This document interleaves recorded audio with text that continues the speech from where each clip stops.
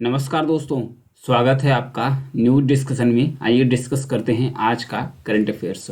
श्री रंगनाथ स्वामी मंदिर चर्चा में क्यों आ गया है? क्योंकि हाल ही में प्रधानमंत्री जी का दौरा हुआ था वहां पर से। तो मंदिर के पुजारियों के अनुसार यह कहा जा रहा है कि किसी भी सेवारत यानी कि प्रधानमंत्री रहते हुए इस मंदिर की पहली यात्रा है। यानी कि कोई भी प्रधानमंत्री रहते हुए इस मंदिर का दौरा नहीं किया था। इस मंदिर के बारे में जानते हैं, इसकी क्या है विशेषता। जो श्री रंगनाथ स्वामी मंदिर है, इसे श्री रंगम मंदिर कहते हैं। ये भगवान विष्णु को डेडिकेटेड यानी कि समर्पित है। 108 मुख्य विष्णु मंदिरों में से पहला और सबसे महत्वपूर्ण इसे माना जाता है। जो 108 विष्णु मंदिर है, इसमें से प्रमुख और पहला इसे माना जाता है जो श्री रंगनाथ स्वामी मंदिर है। इसका निर्माण द्रविड़ शैली में हुआ है। इसका निर्माण द्रविड़ शैली में किया गया है और मंदिर परिसर में इस जो 21 मूर्तिकला गोपुरम है और उसके बाद 50 उप मंदिर है और 9 पवित्र कुंड है। 9 पवित्र कुंड है, 50 उप मंदिर है यानी कि अगल बगल छोटे छोटे मंदिर है। और उसके बाद गोपुरम है, 21 गोपुरम है। गोपुरम मतलब कि जो ऊंचा ऊंचा मीनार होती है उसको साउथ इंडिया में गोपुरम के नाम से जाना जाता है। ये पिरामिड आकार का बना हुआ है। जो इसका विमान है इसे मंडपा बोलते हैं।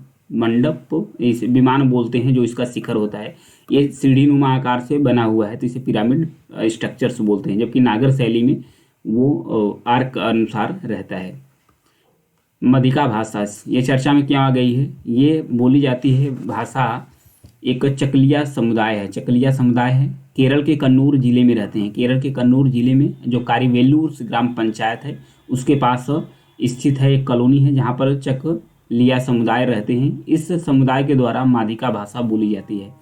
यह भाषा अपनी विलुप्तता की कगार पर पहुंच गई है यानी कि विलुप्तता का सामना कर रही है। यह भाषा जिसकी कोई लिपि नहीं है और तेलुगु, तुलु, कन्नड़ और मलयालम का मिश्रण है। मतलब कि तेलुगु, तुलु, कन्नड़ और मलयालम का मिश्रण भाषा है। जल्द ही लुप्त हो जाएगी।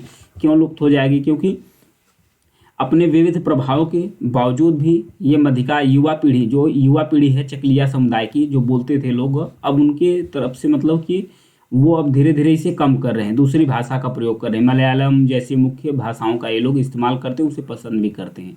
अतीत में अछूत माने जाते थे चकलिया समुदाय अतीत में यानी कि पहले अछूत माने जाते थे, इसलिए इनको सामाजिक कलंक का सामना भी करना पड़ा जिसके कारण इनकी भाषा की उपेक्षा की गई थी। तो इसलिए चर्चा में आ गई है, विलुप्त के कगार है मधिका भाषा।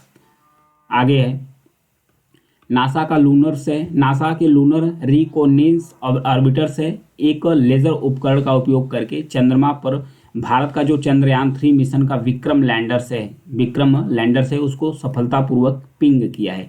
यानी लेजर का इस्तेमाल करके उसके लोकेशन का पता लगाया है और उसके साउंड को भी कैप्चर्स किया है। तो जानते हैं इसके बारे में। चंद्रमा के जो दक्षिणी ध्रुव के पास विक्रम लैंडर स्थित है उसको जो LRO है यानी कि जो नासा का LRO है और एक रेट्रो रिफ्लेक्टर्स के बीच लेजर किरण प्रसारित की गई और उसका जो लैंडर से टकराकर उसकी किरणों को परावर्तित भी किया गया था। तो इससे लोकेशन का सटीक पता चला है। इसका महत्व क्या है कि यह उपलब्धि से चंद्रमा की जो सतह है उसके लक्ष्य का सटीक पता लगाने के लिए इस्तेमाल किया जा सकता है। तो आइए जानते हैं कि जो लेजर टेक्निक है ये किस तरीके से काम करती है। जो लेजर संचार है ये किस तरीके से काम करती है। यह लेजर बीम का उपयोग करके सूचना प्रसारित करने की एक विधि है। लेजर बीम के माध्यम से सूचना प्रसारित करती है। मतलब कि एक स्थान से दूसरे स्थान पर जो सूचना होती है वो लेजर बीम का इस्तेमाल करके किया जाता है। लेजर संचार डेटा ले जाने के लिए प्रकाशित तरंगों पर निर्भर करता है। इसमें डिजिटल डेटा को एनकोड करके लेजर बीम की तीव्रता को संशोधित करके इस्तेमाल किया जाता है और उसको भेजा जाता है सूचनाओं को एक स्थान से दूसरे स्थान पर। आगे है मायावी विंटू रोंग के बारे में दिया, जिसे भालू कैट के नाम से जाना जाता है। मायावी विंटू रोंग, भालू कैट और छोटे पंजे वाला ऊदबिलाव, इससे छोटे पंजे वाला ऊदबिलाव भी है। हाल ही में से जो असम का काजीरंगा राष्ट्रीय पार्क यानी नेशनल पार्क और टाइगर रिजर्व है उसमें उस रिजर्व में इसे शामिल कर लिया गया है, इसलिए चर्चा में आ गया है। तो ये एक फैक्ट यहाँ से निकल कर आ जाएगा कि जो असम जो काजीरंगा राष्ट्रीय उद्यान है और टाइगर रिजर्व ये कहाँ स्थित है? ये असम में स्थित है। भारत में सबसे बड़े जो सीवेट विंटू रोंग है इसकी तस्वीर प्रवासी पक्षी गणना के दौरान ली गई थी, जबकि छोटे पंजे वाले ऊदबिलाव को एक प्रशिक्षण कार्यक्रम के दौरान देखा गया था। तो ये चर्चा में आ गया था छोटे पंजे वाला ऊदबिलाव, जिसे इंग्लिश में ओटर के नाम से भी जाना जाता है। दोनों प्रजातियों वन्यजीव संरक्षण अधिनियम की जो अनुसूची 1 है उसमें इन्हें शामिल किया गया है। इनकी विशेषता की बात किया जाए तो ये एशियाई छोटे पंजे वाले ऊदबिलाव हैं। इनका वितरण भारत के मेघालय, सिक्किम, सिक्किम और उसके बाद विदेशों में इंडोनेशिया, थाईलैंड, मलेशिया आदि तक मिलते हैं। ये वनरेबल हैं, IUCN की लिस्ट में पर 63rd में रखा गया है, साइट फर्स्ट में इसे शामिल किया गया है।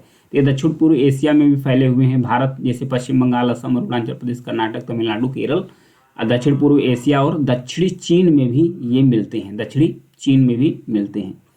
आगे अरावली रेंज के बारे में दिया है। सर्वोच्च न्यायालय ने एक राय व्यक्त की है। राजस्थान राज्य अगर मानता है कि अरावली रेंज खनन गतिविधियों के कारण पर्यावरण का हानि पहुंच रहा है, मतलब पर्यावरण के लिए हानिकारक है, तो उस गतिविधि को रोक सकता है। राज्य को यह अधिकार है कि वो उस गतिविधि को रोक सकता है, क्योंकि दिल्ली राष्ट्रीय राजधानी क्षेत्र में यानी कि दिल्ली NCR में अत्यधिक जो प्रदूषित हवा है वो अरावली पर्वतमाला के अंदर जो खनन गतिविधियां होती है तो उसे माना जाता है कि ये फेफड़ा है, प्रदूषण का फेफड़ा है। मतलब यहाँ से जितना ये अवैध रूप से खनन होता है, इससे जो पोल्यूशन होता है वो दिल्ली NCR क्षेत्र में आता है। अरावली की 25% से लेकर 31 पर्वत जो श्रृंखलाएं हैं वो विलुप्त होने की कगार पे है। अरावली क्षेत्र में जो खनन है उस पर सुप्रीम कोर्ट का फैसला है 1992 में। अरावली क्षेत्र में सभी खनन और औद्योगिक गतिविधियों के लिए केंद्र सरकार की मंजूरी अनिवार्य है। वही 1996 में फैसला आया था कि केंद्रीय और राज्य प्रदूषण नियंत्रण बोर्ड की अनुमति के बिना बड़खल झील के 2 किलोमीटर से 5 किलोमीटर के दायरे में खनन पट्टे नवीनीकरण पर प्रतिबंध लगा दिया गया है। वहीं 2009 में पर्यावरण की सुरक्षा के लिए पूरे अरावली में खनन पर पूर्ण प्रतिबंध लगा दिया गया। वहीं 2018 में अरावली वन रेंज में एक आवासीय परिसर यानी कांत एनक्लेव को पूरी तरीके से ध्वस्त कर दिया गया था। तो आइए अरावली पर्वत के बारे में देख लेते हैं कि कहाँ से कहाँ तक फैली है। ये है अरावली रेंज। ये अरावली रेंज है, दुनिया के सबसे पुराने वलित पर्वतों में से इसे एक माना जाता है। ये उत्तर पश्चिम भारत में गुजरात, राजस्थान, हरियाणा जैसे राज्यों के साथ साथ केंद्र शासित प्रदेश दिल्ली तक फैला हुआ है। केंद्र शासित प्रदेश दिल्ली तक फैला हुआ है। दक्षिण पश्चिम से उत्तर पूर्व तक फैली सबसे ऊंची चोटी राजस्थान में जो माउंट आबू है, राजस्थान की सबसे ऊंची चोटी जो माउंट आबू है अरावली रेंज में ही स्थित है और उसका सबसे उच्च शिखर है गुरु शिखर। जो माउंट आबू में सबसे उच्च शिखर है गुरु शिखर और जो माउंट आबू कहाँ स्थित है, अरावली रेंज में स्थित है। यहाँ पर नदियाँ बनास और साहिबी नदी बहती है। बनास और साहिबी नदी बहती है जो यमुना की सहायक नदी है। यमुना की सहायक नदी है वो अरावली रेंज से होकर गुजरती है और लूनी नदी भी निकलती है। लूनी नदी भी अरावली रेंज से निकलती है।